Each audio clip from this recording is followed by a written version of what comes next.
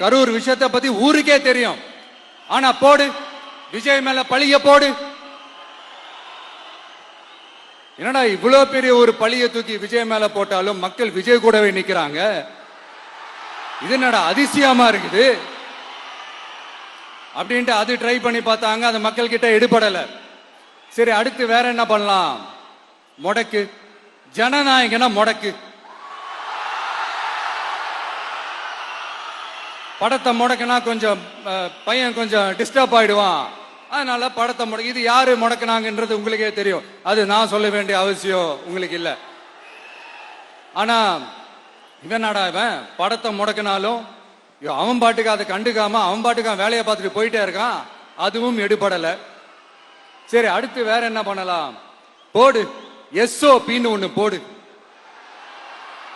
விஜய்க்கு மட்டும் தனியா ரூல்ஸ், தனியா ரெகுலேஷன்ஸ், தனியா கண்டிஷன்ஸ். அவனுக்கு மட்டும் போடு. மத்த கட்சிகள்லாம் விடு, விஜய்க்கு மட்டும் தனி கண்டிஷன்ஸ் போடு. அவன் வெளியவே வரக்கூடாது, மக்களை சந்திக்கவே கூடாது. என்னாச்சு? அதுவும் எடுபடல.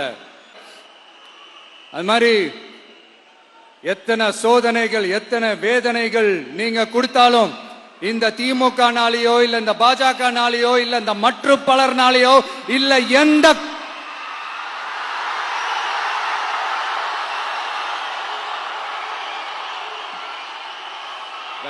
வேற யாராலையும் என்ன மக்கள் கிட்ட இருந்து பிரிக்க முடியாதுன்னு சொல்ல வந்த. அதைத்தான் சொல்ல வந்தேன்.